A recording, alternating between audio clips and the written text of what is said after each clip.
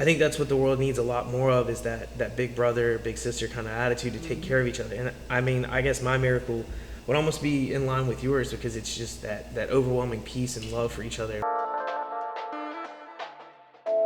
A conversation is one of the ways we get to know and understand each other. When faced with division, it's one of the ways to uplift unity. We brought two strangers together for a conversation based around 6 questions that get to the heart of who they are, what they're passionate about, and what they hope for. This is Uplift Unity. I am Michelle Page Bush. I live in Aiken, South Carolina. I am a retired educator of 22 years, and I currently am employed with Savannah River Remediation in the training department. Hello, my name is Phillip. I grew up in Winston-Salem, North Carolina, 34 years of age, and I'm currently employed by the United States Navy as an acoustic warfare operator, so I track submarines while we fly. Well, I'd just like to know a little bit about you. Can you tell me what your story is? My story is, grew up in a farm, Winston-Salem, North Carolina, raising cattle, and after 18 years of doing that with my parents, I decided to join the Navy because my dad told me all these great stories of his time in, and his brothers, and so I joined. Was a P3 IFT, meaning that I fix anything electronics-wise on the aircraft, avionics, radio systems, stuff like that. Stationed in Hawaii for the first 4 years. Trust me, it was a rough life. Then I moved to Pax River, Maryland, where I did the same job again, P3. So I've got a little over 4,000 flight hours on that. And then I moved to Jacksonville, Florida. Had to change platforms because that plane was going away. In that transition time, my old job allowed me to move around the aircraft. So it allowed my ADD basically to flow really well there. And then this new job is basically playing a lot of video games, sitting there staring at a screen for 10 hours. And I didn't like that. So a buddy of mine reached out to me that I had mentored when he first joined the Navy, and he was like, "Hey man, I got a job. I got a business I want to start." And I was like, "Sure, man. Whatever you want to do." He's like, "I didn't even tell you what it was." I'm like, "Doesn't matter, man. I'm follow you anywhere." That was Andre. He met me when he first joined, and he was born in Brazil, grew up in Argentina, traveled the world, and he knew what coffee was about. I had no clue. I knew what Maxwell House was. A lot of cream and sugar and something that got me going. So he slid this cup across the table to me and was like, "Here, bud, try this." And I'm like, "Hey, no, sir. That's all black coffee. Not a chance. I got to get some cream and sugar in there." So I tried it, and it was amazing. And since then, I think I've been the biggest spokesman for a company that we've built and put in place in Augusta, Georgia. We started that 2.5 years ago. Now we've got 7 employees, a bunch of veterans, a bunch of disabled women veterans too. And we're proud of that. We're proud that we give back to the community of Augusta, and we fully believe in what this community has grown to do. Yes. And that's kind of where I'm at now. 34 years growing and making things successful. And I've got 15 years in the Navy, getting out next year, going to the reserves to fully run this and take off and see where I can get it to grow and help the community of Augusta too. Now, where are you actually stationed at right now? Jacksonville, Florida. Jacksonville. So how much time do you have to put into your business at this point in time? So for me, time management's huge. I do a lot of waking up in the mornings 2 to 3 hours before I go to work, emails that came through the night, checking things, answering things. Then I go to my work. I teach the newest sailors coming in the Navy. So I'm actually an instructor right now in a schoolhouse. And then at lunchtime, I have a working lunch where I hop on my computer, hop on cell phone, make business calls, make transactions, answer my manager's questions throughout the day if she needs anything, even though she's more than woefully talented to handle it. And then in the evening time, I go back to work in that business after I put my 2 boys to bed. So then about 7:30, 8 o'clock, I hop back on the computer and work till about 11 or 12. A family guy also. Yes, wow, I am deeply impressed. Well, let me ask you this, just coming from that farm life with the cows, how has that kind of parlayed itself into who you became as a man and how you view life?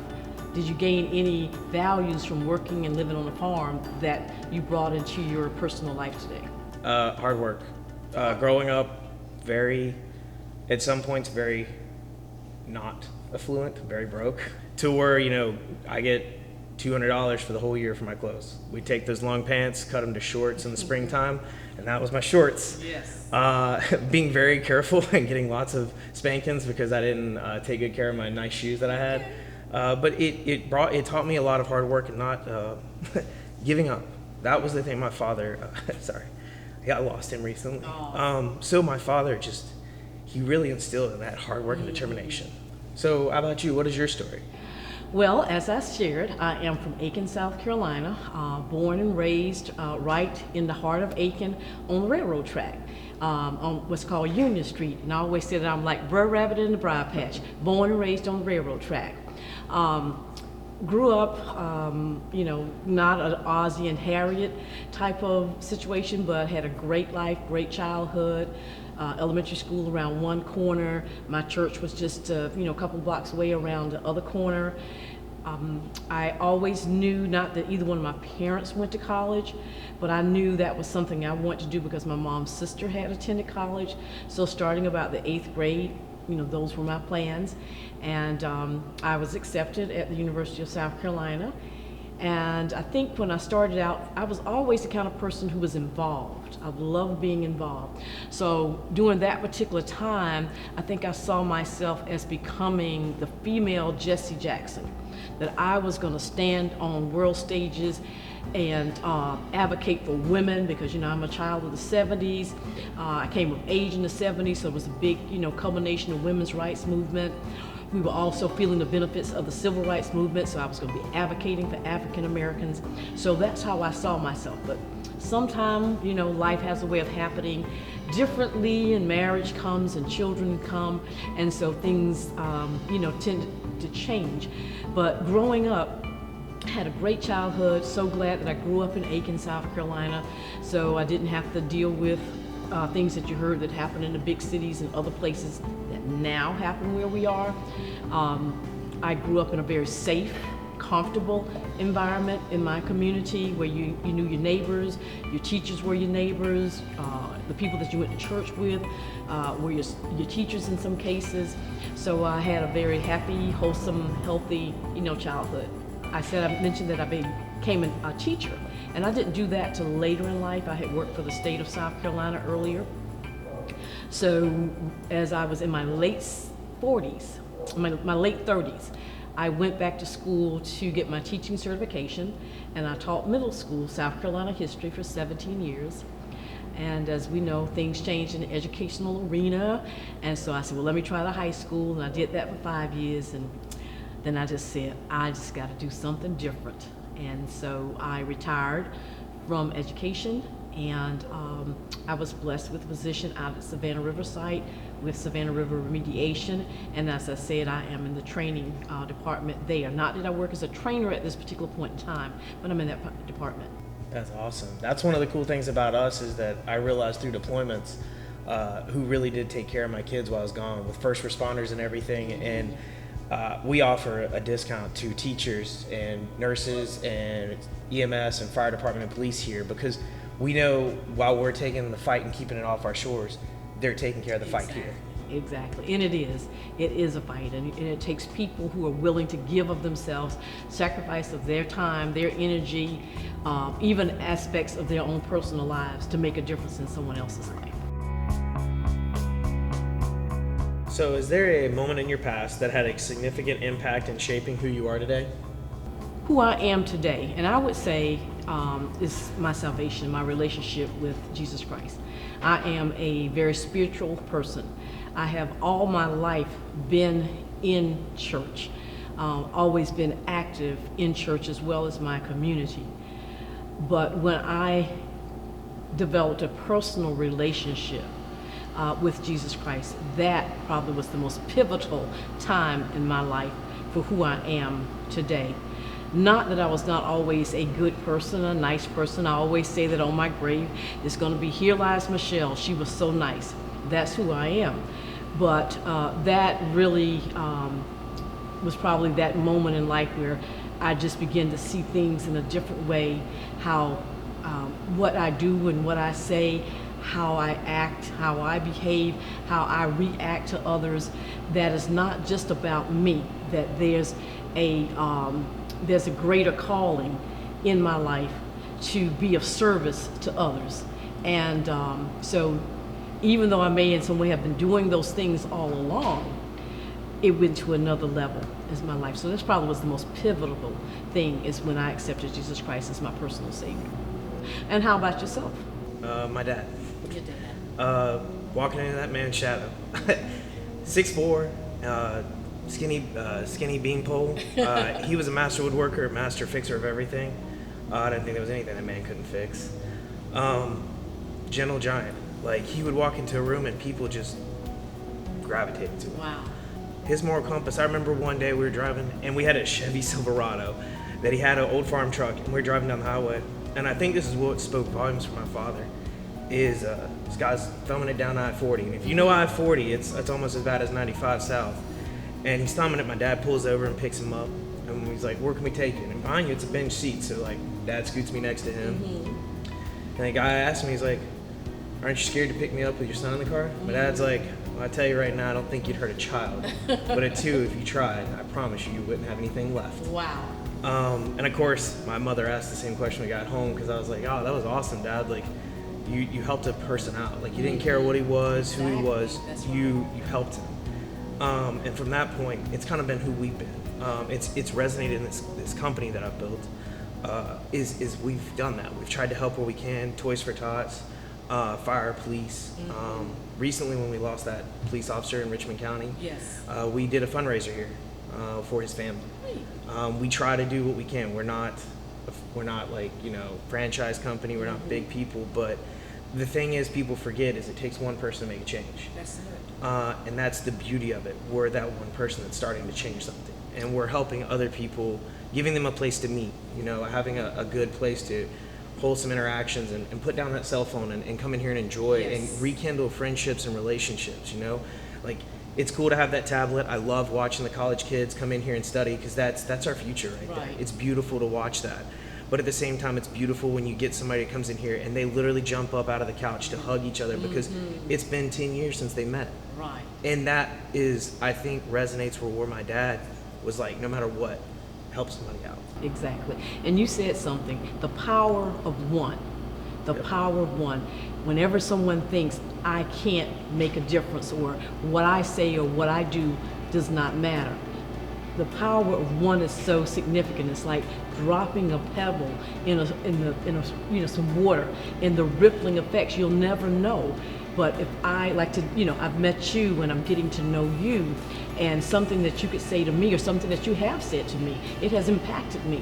I may share it. It may shift the way I think or the way I react or respond, but the power of one, we always make a difference, and we should never take lightly what it is that we have to share, whatever it is that we have to give, because we all have something in us that was placed there to share with someone else. Is there something you've dreamed of doing for a long time? If so, why haven't you done it yet? I can't believe there's nothing you hadn't done, but think about it. That's a great question. I've 4,000 flight hours. I've been around the world 3 times. Wow. Been to Iraq, Afghanistan. I've been to some of the worst places. I've been to some of the most beautiful places. I've seen all walks of life. Yeah. I've seen people that have it all, and I've watched kids chasing convoys into Iraq while we were flying over top of them, providing protection, and seeing that those kids and that families, the stuff the news didn't want to show because prerogative, watching those kids interact with the soldiers on the ground and realizing the good that we were doing then. Yes. That fulfillment. I don't know if there's much else I couldn't do, but grow and have many more of these. I don't know. I think it's the cool part of being able to go and I think Andre and I's goal is to make more of these in small towns. Yes. Not go into big towns and try to reap the benefits, but go into small towns that are right on that emerging cusp of growing. I mean, knowing that just Augusta alone in 2015 was labeled a slum town by the national government. Like, Wow. to look back at your history and heritage of just here alone, having James Brown Arena and having a huge person like him influence this town enough that the governor himself has called him, James, to curtail riots back in the 70s. Like, knowing that guy had that influence, and people forget that one person conversation we talked about earlier, it realizes that, I don't know if there's much else I can do besides want to open up more of these and help in a good way to infect other towns that have that meeting place that we've forgotten. We forgot the barber shop. We forgot, the dime soda places, counters that people used to go and meet and enjoy with family time. Because technology has allowed us to stay in connection, but we forget who's closest to us, that connection. So for you, what's something that you want to do? Well, I'll tell you, one thing I like to do is retire. Is there really retirement though? And it never is, because what I found out that people who are working people, they never retire. I happen to be married to a man who is like always, I call him his name is Paul, but I always say he's really like the missionary Paul from the Bible, because he's always on a mission, he's always doing something. So I would be available to be with him. But for myself, I love preaching and teaching God's word. So I would like to be available to just do that. I would also like to be available to volunteer more, and in places, you know, especially where the elderly are concerned. I know I was a school teacher, but I think I'd rather work with the elderly, but also where there may be a need for youth. So I would just like to be able to be available to do those things that I want to do, where I want to give back. That's one. The other thing that I look forward to doing more is traveling. I've had opportunity to visit a few places. I've been to Europe a couple of times, and you know, some other places here. They lived in Canada for about a year. But both my husband and I, we both love traveling, and that's what I want to do. There are places that I want to go, places I want to see before I leave this earth. So if you ask for a miracle, what would it be and why? Wow. That's Miracle. deep. That Yeah. is very deep, because my miracle would be big. That would be for peace. That would be the miracle. Just for peace, for people to get along, for people to care. You know, you don't have to have an overwhelming, you know, love affair type relationship with everyone, but to just get along. And I know everybody remembers Rodney King from back in the 80s, and one of the things he said, can't we just all get along? And that would be the miracle that I would like to see, that we get along with each other, that it's enough in this world that everybody can have something, and there's no need for the fighting and even wars. And I mean, I know these things, but you said a miracle. Yeah. No. And that would be the miracle that I would want. Peace, world peace, for people to just get along, so that men and women and boys and girls could do what's most important to them. A man could go off each day and he could go to work and earn a living and provide a safe and secure place for his family. And I believe that no matter where on this earth, that the average man and the average woman, that's all that they want, just to be safe and secure and to earn a living so that they can live a productive and relatively happy life. And that would be it for me. How about for you? How do you follow up that one? Jeez. I don't even know if I can follow up with that, because I mean, That's okay. it's peace It's is a big thing. That's but a big thing, yeah. I just think about how my daily life is in the military. You got a melting pot of cultures, combinations of countries, people that come to the United States, they join the military so they can become a citizen. Right.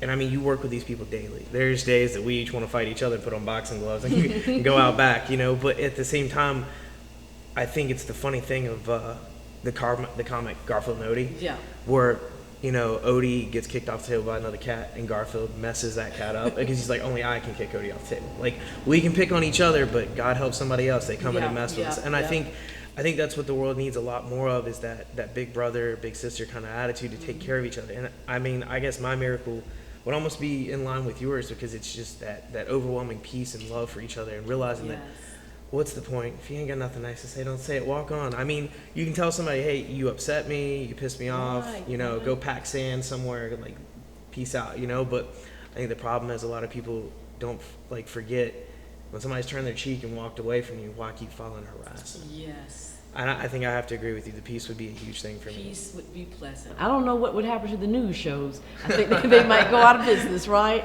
Whew, there'd be Yeah. a lot of Martha Stewarts and, you know, whoever else the cooking shows, Irma Lagasse and those people. Like, that's the kind of cooking show I think everybody would have now. Yeah.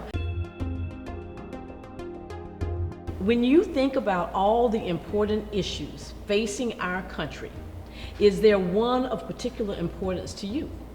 If so, why, and what would you like to see done about it? Manners. I think I would want to say leadership, but leadership comes with manners. and realizing to respect each other. Like, how hard is it to hold the door open for somebody? Yes. How hard is it to think about that person that, dropped something and tell them something? Like, I think that's the problem. We could ask for leadership, but why? We're all great leaders individually. We all lead something, and we forget that. Whether we, command our family, command friendship, command that classroom that you've talked about, you leading 30 little children in there and taking care of them. I think the part is the manners, the respect given. Yes. And I think that right there could change a lot. And Phillip, I have to agree with you. I can't think of anything that's more important than good manners, which goes along with values and morals. There have always been bad people and bad things that have happened in the world, but one of the things that has become passé are good manners. It has become okay to use any kind of vulgar language no matter where you are. Whatever happened to a man saying, don't talk that way in front of my wife, don't speak that way in front of my children? Whatever happened to that? That is part of the reason why I got out of education. I could not take the disrespect that was happening, that became common, that you were just supposed to accept. And I said, if it's wrong, it's wrong, and we're not supposed to just accept wrong. And so good manners, I don't have to know you, I don't even have to like you, but I should respect you. Yeah. And that would make a big difference in a lot of things. What's the most surprising thing that someone has ever done for you? My husband and I have known each other for 10 years. We've been married for 9 years. He has been the most wonderful, kind, generous, gentle, loving. I say like Beyonce, he puts my love on top. And so that probably has been, after coming through and having had some of the life experiences I have had, sometimes, you would hear people say, well, there are no good men. And so I got a darn good man. And he surprises me from time to time. He's thoughtful. Maybe sometimes it's just a candy bar, because he knows I'm a chocoholic. A candy bar on the pillow, a surprise night out. I come home from work and he said, put some things in the suitcase. I said, where we going? Don't worry about it. Just get in the car and let's go. So those are that type of relationship, that type of love and affection that I have gotten for him at the late stage of my life that I got it, when you might have thought that's not going to happen for me. I've struck out and I came up for an extra ending, surprise of my life. I guess for me, it's a funny one. So 2,400 people were in my high school, right? And I had 3 solid friends. I was bullied a lot. I was picked on. I weighed 140 pounds soaking wet, maybe. So the football team took a real liking to me. So I was not a well-liked person. I was kind of a weird kid. Probably still am. I just somehow found my niche somewhere. But I was driving back from my girlfriend's house. I had dropped her off, and I was just cruising the back roads, and I had the windows down, and it was a cool evening, fall evening in North Carolina, and I hit a deer. Oh. I hit that deer, and I was like, oh my God. And of course I swerved, went to the ditch, and I was like, well, I don't know what I'm gonna do. I was kind of scared of my dad, loved him to death, but at the same time, like, it was my car. Like, that's all I had. Yeah. And I was like, crap, how am I gonna get to work? All this stuff flew in my head. And so I called up my buddy and I was like, Justin, I need a favor. He's like, what's up, man? I was like, I just hit a deer, went in the ditch, and it's like 11:30 at night. I gotta be back home in like 15 minutes. I know who's waiting at the front door, and I don't need that kind of love tonight. And he showed up. Next thing I know, but he shows up with 5 trucks. Wow. 5 huge trucks. He's like, oh man, I told him you were stuck in a ditch and we come and help you. Oh man. And I'm like, what? It's me though. Like, half these people don't even know who I exist. Like, I'm a shadow on a wall in the school of 2,400 people. Like, nobody knew who I was. I mean, a few of them probably did know, because they definitely like picking on me. But it was one of those things. I realized that, that 2 friends I had, they were solid. And that's, I think, what mattered. That was the cool part. I think that was, like, I've had some big things happen, but I think that was, like, it set the tone of how my high school career started to change. Wow. Because I had gotten that point where I was like, whatever, man, I'm just going to graduate and I have 3 solid friends and I'm out, And that changed everything. I guess when I looked at him, I really thought he was a much younger guy than what he is. And I found out how many years he's been in the military and all that he has done. And then he mentioned that he had children. And then I love the idea that he said he grew up on this farm with the cows. And so I got to learn so much about him in just a short period of time. And that has really meant a lot. And so he's a wonderful young man. I look forward to seeing you again, because my husband and I are both certainly going to make a point of coming over and having some coffee here in your spot. That's amazing. The age, it always gets me. I'm probably gonna get carded till I'm 80. I swear to God. Yeah, my dad, that's right. my dad was 60 and he didn't look past 35, and that was crazy. The good thing was learning about your background with Aiken and knowing your history and where you wanted to go, and knowing that I'm a transplant, as I like to call it, because I grew up in North Carolina, and then to come here and get to meet people that grew up here and have seen this town and its ups and downs, its heydays, because I think the beauty is when I drive around to learn this town, I see these buildings and I look at their stories, like the one across the street right there, the Augusta Leather. I just want to know the history that's in that building alone. Just looking at the faded paint on that sign. I mean, I think that's the cool part, is when you go into a town, what I loved. It was just being able to drive.